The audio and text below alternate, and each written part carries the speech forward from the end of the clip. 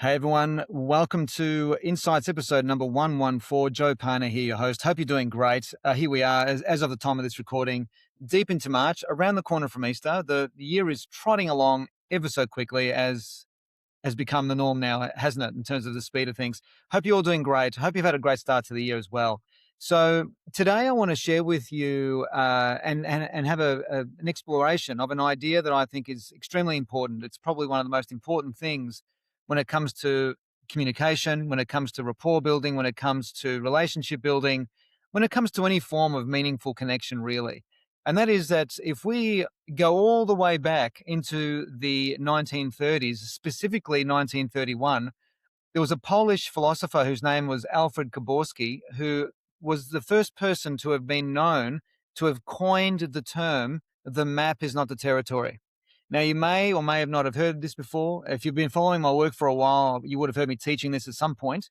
But the map is not the territory is something that's really, really important to understand as a critical thinking principle. And if you haven't heard this before, well, you're in for a treat. If you have heard this before, well, you're in for a treat for different reasons, as I'll get to in a moment. So, what Koborski was trying to tell us back in 1931 was that the map is our personalized perception of things. It's a personalized model of the world, which is quite unique. And the territory are the way things actually are. So, in other words, what this actually means is that all of us have got our own map or our own constructed, psychologically constructed perception of reality that is unique to us. Literally every single person's got their own unique model of the world, or what we call, or what Koborski called, our map. And the territory is just the way things are. The territory is objective facts. The territory is, in the case of this room that I'm in, the territory are the objective facts of what this room is. It's got windows, there's a big door behind me, well, you can't see it, but there's a swimming pool there, and all the different objective facts of what this room has, the size of it, the height of it, and all that sort of stuff. The map is how you experience the room when you walk into it. So how you're feeling, the mood that you're in, the emotions that you're carrying into the room, the energy that you're carrying into the room.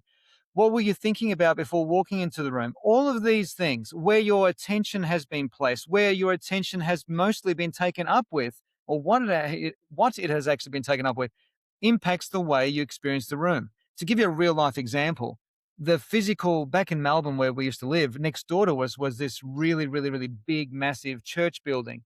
It was just over 100, 120, 130 years old. One of the biggest sort of church buildings in that particular part of Melbourne where we lived. And in that church, I experienced both my sister's wedding and my father's funeral. Two completely different experiences in the identical space, in identical situation. The territory was the same, but my map was different.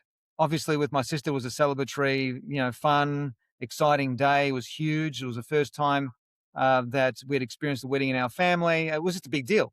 And of course, for different reasons, it was a big deal as well when my father died. So, and experiencing delivering the eulogy, I had the honor of delivering the eulogy in that church. So the point I want to make is that our maps are not only unique to each individual, but each individual's map is continually ebbing and flowing, changing. It's dynamic. It's always different.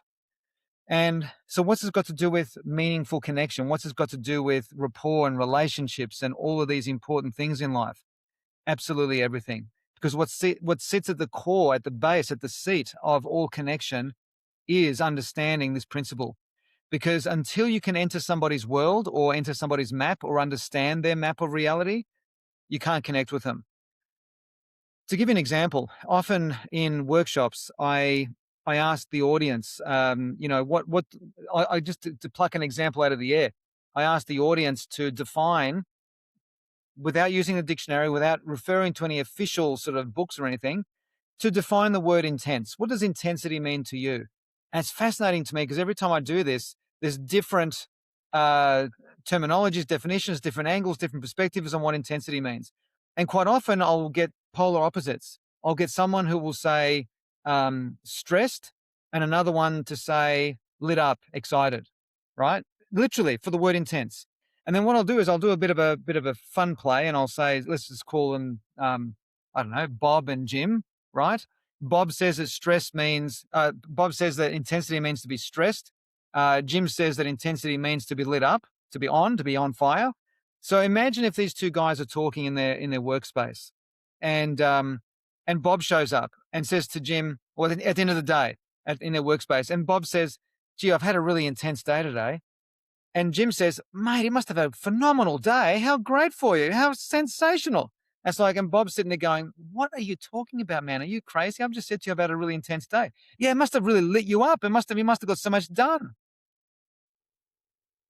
Now, reverse, do a role reversal on that.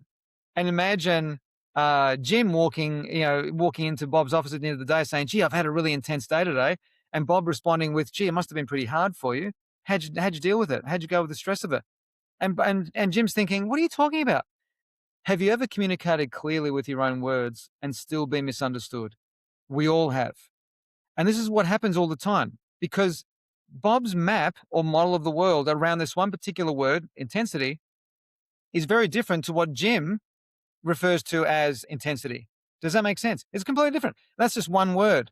And of course, we have lots of words in lots of sentences which make up paragraphs. And this is how, we're living completely different lives, even though we're in the same territory, even though we might be in the same environment, we're experiencing everything very, very differently. So I'm sure you are aware of the old golden rule, the golden rule, which is, treat others as you would like to be treated. I was taught this at school. Maybe you were taught this at school. This is something that sort of stuck with me for a while. Treat others as you would like to be treated. As I've gotten older and as I've lived my life so far, and as I chose to become an expert in human behavior, a couple of decades ago, and being insatiably curious about the human condition and how we experience everything, I have found that rule does not stand up all that well. It can be valuable. It's better than no rule around the golden rule. It's better to have a golden rule than have no golden rule. But there's a rule that's better, that's more effective, that's more respectful, that's more expansive, that's more meaningful, that's deeper. And it's this: treat others as they want to be treated. If you can do this in your marriage, in your work, in your business, in your leadership, depending what sort of skill set you have coming into this, listening to this podcast, is that by being insatiably curious, divinely curious into learning how to treat others as they want to be treated, it'll take your culture to a whole nother level. It'll take connection to a whole nother level. It'll certainly take care of communication, rapport, trust, faith, care, all these important elements of what makes up a very healthy and dynamic work environment or home environment. It's crucial that we're able to do this, where it's crucial that we're able to access other people's maps. So to treat others as they want to be treated, we need to understand their map of the world. And you can't effectively communicate, connect, or have a relationship with anyone until you've entered their world and entered it respectfully, because every world is different. Now, there's all that part that I've just shared with you. Now, with 8 billion people on the planet, there are 8 billion different versions of models of the world and maps. Now, to go another level, fundamentally, universally, fundamentally, around the world, anywhere that you go, there are 4 categories of maps, 4 types of maps that we all need to be aware of. And this is coming from the world of one of my worlds, which is the world of extended disk. It's understanding the 4 different energy types. Now, this is not as simple as just simply calling out, 4 animals or 4 birds, or they're the 4 this or the 4 that. My intention here is not to simplify something that deserves so much respect and understanding, because understanding behavioral profiling, it's multi-layered and very complex. I think it's minimizing and disrespecting the human condition by summarizing the world into 4 types. But Joe, isn't that what you were just sort of saying to us? No. What I was saying is that there are 4 categories or 4 fundamental flavors, but it's so much more than that. But to understand all the nuances and the differences and the unique flavors of all the maps of all the models of the world that exist around us, including our own, we need to have an awareness of what the 4 categories are. Does that make sense? If we're going to create some fancy ice cream flavors, we need to be aware of the fundamental flavors, the vanilla, the strawberry, the chocolate, the whatevers. It's like trying to create a new color. We need to use the primary colors. We have to have an awareness that these things called primary colors exist. And then we mix these primary colors into a unique blend, into a unique color or a unique shade or a unique painting. Does that make sense? Music is the same. Without the seven, well, musicians on this call, please forgive me, I'm speaking ignorantly, so pretend I know what I'm talking about just to get my point across. There are 7 different chords that we learn in music. And so we're all using the same chords in a unique order, in unique timing, in unique holds to create unique music. But without the knowledge of the fundamental categories of different types of chords, we can't have music. Without the fundamental awareness of the categories of primary colors, we can't create a new palette. Without the understanding of the fundamental original flavors of ice cream, the ice cream one is probably not the greatest of examples, but you get my point. Without understanding that we've got these flavors that exist, or these categories of flavors, it's very difficult, if not impossible, to create something new. So we have to know these things. So when it comes to the maps, not the territory, something that'll make a massive difference to all of our lives in terms of feeling understood, feeling seen, and where we can understand and see others, we have to have an awareness of these 4 categories. Because without these 4 categories, we can't understand or walk into the world of behavioral profiling, which is where the complexities start to kick in. So let's have a look at these 4 types. And please remember, I'm not a fan of walking around saying, oh, that person is that type and that person is this type, and there's only a menu of 4 things. There isn't. Let me tell you that in the world of extended DISC, which is a behavioral profiling system versus, it's not a personality profiling system, it's a behavioral profiling system. And I'll talk about the differences around personality and behavior. I'll give some insights on that in a moment. But something I wanted to share with you there is that in extended DISC, there are actually 160 different possible combinations of these 4 types, 160. Now, in all reality, there's even more than that, but 160 is a good place to start. That's how complex the world of behavioral profiling actually is. It's not as simple as saying, you're this energy, you're that type, or you're this type, or you're one of these 4. There is so much more to it than that. The other reason why I want to just give a bit of a heads up on not just using, like these categories I want to introduce you to, I don't want you to just, another reason why I don't want you to just use these as a justification in terms of like how you are and others are and simplifying these complex patterns. You can't simplify these complex human behavioral patterns just by looking at these 4 types. But as I said, you need to know the 4 types as a base layer of information to start learning all this stuff. But the point I want to make is that, what I love about the behavioral profiling element of eDisc versus the personality profiling of general DISC and other personality types is that what it does is it allows you to dive into the unconscious mind. And within the realm of extended DISC, when you see a profile report, you actually get 2 reports. Now, this is an important conversation, and perhaps you don't know why it's important yet. So let me be very clear here. There are 2 profiles that come within one report. One profile shows how you show up at work. It shows your adapted, adjustable profile in terms of how you are being in the world out there so you can thrive, survive, be effective, and do your thing. And there's often a disparity between that and how you're wired on the inside. How you're wired on the inside can be completely different to how you're perceived out there. This is important to know. This is why, by me teaching you these 4 categories, I don't want you to go out and say, oh, my mum is a this, my dad is a that, my sister is a this, or my colleague is a this, or my team player is this, or this person's that. Because chances are what you're observing is a aspect of their profile, which is how they've adjusted their energy to show up in the work environment. Quite often, when you get to know someone privately, they're very different to how they are publicly. This is not an ethical thing. This is not a moral thing. This is just a difference in energy. Is that we might be in a role in work that demands a certain aspect of us that we need to dial up that doesn't necessarily come naturally to us. So, for example, if I had a job, or Jim over here had a job that requires lots of analytical thinking and focusing on data and detail, he's going to be dialing up that aspect of himself in order to perform his job so he can thrive and survive. But in his private life, he might not be an analytical kind of person. He might be more of a people person, or who knows, it could be something completely different. And that's why I don't want you to be going around the world going, around your world going, oh, these are the 4 types of people I'm surrounded by. But as I keep saying, we need to understand these 4 categories as a base layer so we can build our knowledge and skill around this for those of you who want to do that, right? So the 4 types. The first type or the first category is what we call D energy. D energy stands for dominant. D energy is that kind of person or that kind of thinker that is outcome driven, fact orientated, very, um, they're relentless in the chase of their goal. They're relentless in the target that they're looking to acquire. They're relentless in whatever goal they set, that nothing's going to get in their way to get to that goal. They have a very strong, assertive nature, and sometimes can be misunderstood as being very standoffish and blunt.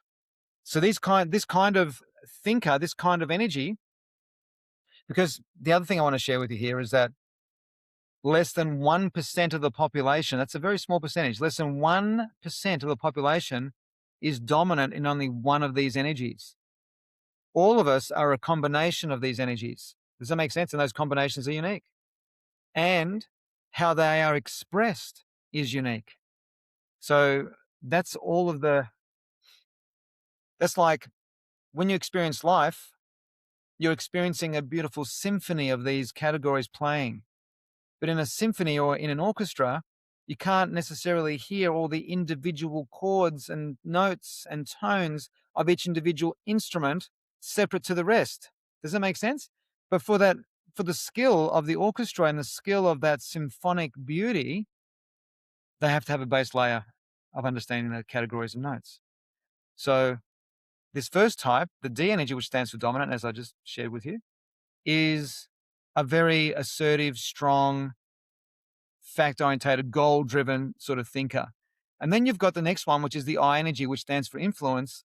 And this is a type of category of map. Remember, these are 4 different categories of maps or models of the world.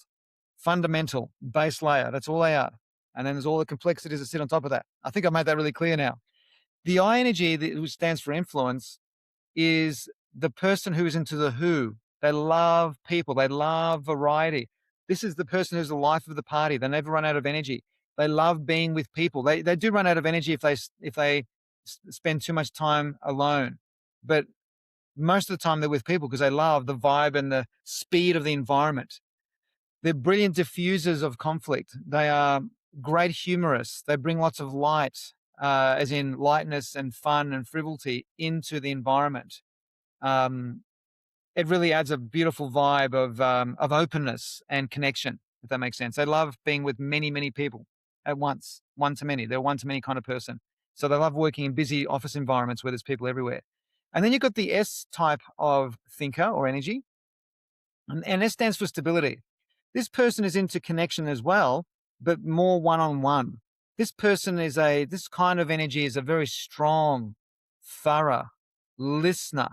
They listen incredibly. They can remember almost everything that you've told them about anything that's personal to you. They love people, but they love people one-on-one, as I just shared. They're very much into comfort, connection. They don't like surprises, and they're certainly not into ever-changing dynamic environments. They like stability and things to be the same.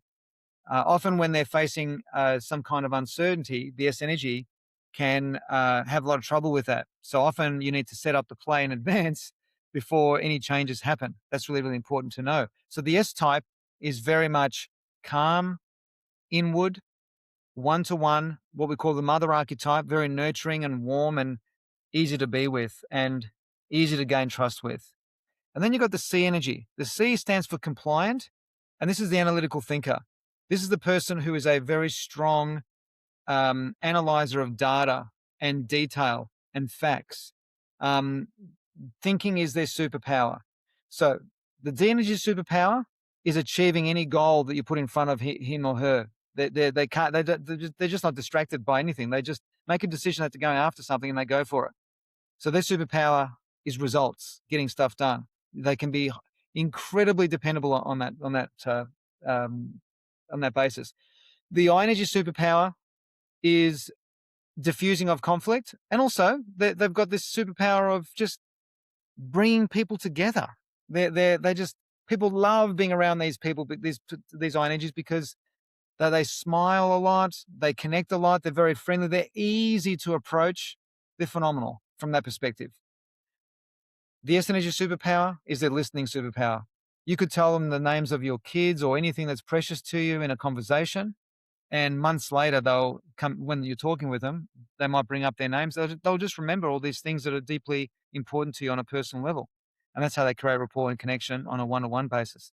Listening is their superpower. And the C energy superpower is their thorough level of thinking, their ability to solve complex problems and remain focused. That's as far as I'll go in introducing the four categories. And if you want to know more, because there is so much more to this, there's combinations of this.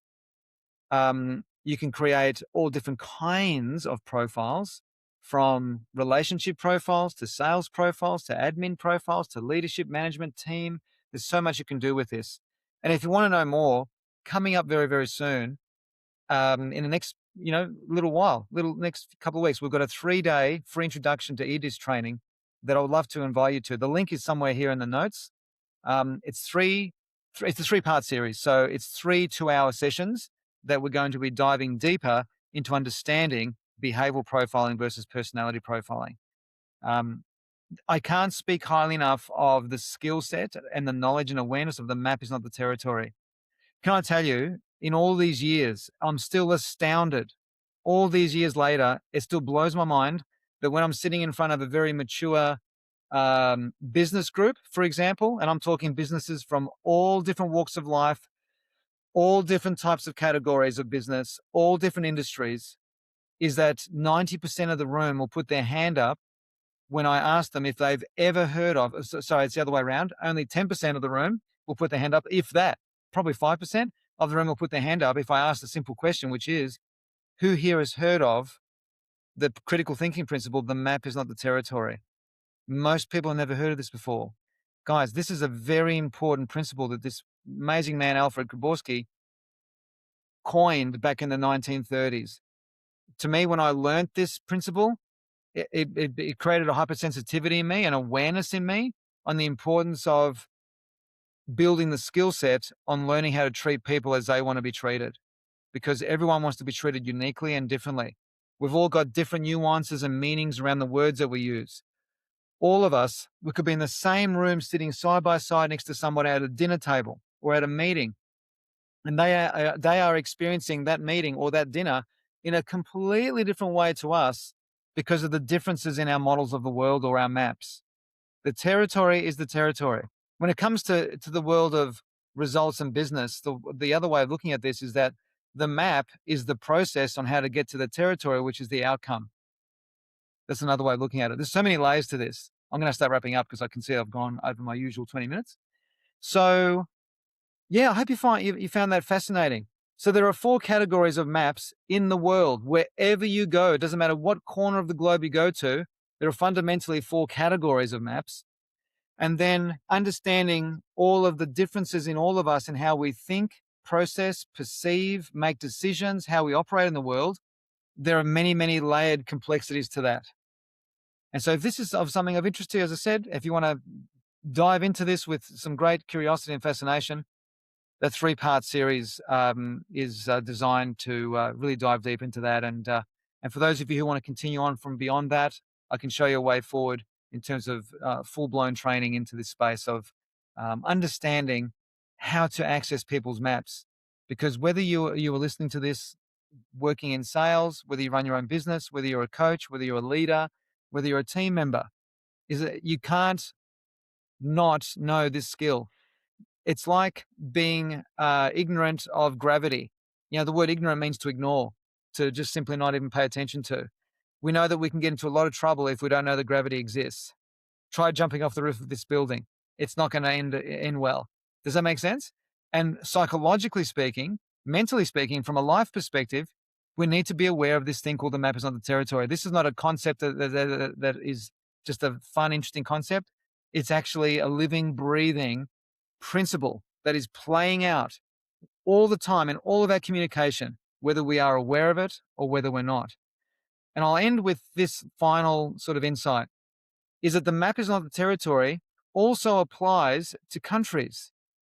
When there's war, and we know there's a lot going on at the moment, What you're seeing are map clashes. Do you get that?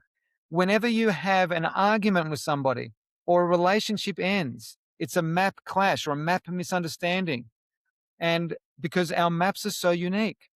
And so most people are walking around reasonably convinced that the way that they see the world is the way that it is and the way that others see it. And I'm here to tell you as strongly and as clearly as I can, that is simply not true. We do not see the world the same way. It's all unique. It's all very different. And it's well worth the journey to build a skill to understanding how to navigate that. And most importantly, how to learn how to navigate into the worlds of others so you can have meaningful connection. Without meaningful connection, we've got nothing. Truly, think about it. We've got nothing. Without meaningful connection, how are you going to connect to your children or to your team or to your market or to your parents or to your husband or to your wife or whoever it is in your life that's important to you? What about yourself? Understanding your own map. Also having self-awareness around how we're constructed, our own model of the world. Connection, meaningfully connecting with ourselves. So without meaningful connection, we've got nothing. Yeah. All right. So for those of you interested in coming along, can't wait to see you at the 3-part series. I'm going to continue this conversation into the next episode of Insights. But in the meantime, thank you so much for being here. If this content really resonates with you and you've subscribed already, you're going to be receiving notifications of the next few episodes coming out and continually down the track, of course. But in the meantime, thanks for being here. Really appreciate it. Look forward to catching up with you in episode 115 coming up very soon. Bye for now. Just a quick reminder, if the Insights podcast is deeply resonating with you, please remember to turn notifications on and hit the subscribe button so we can let you know when the latest episode has dropped. See you soon.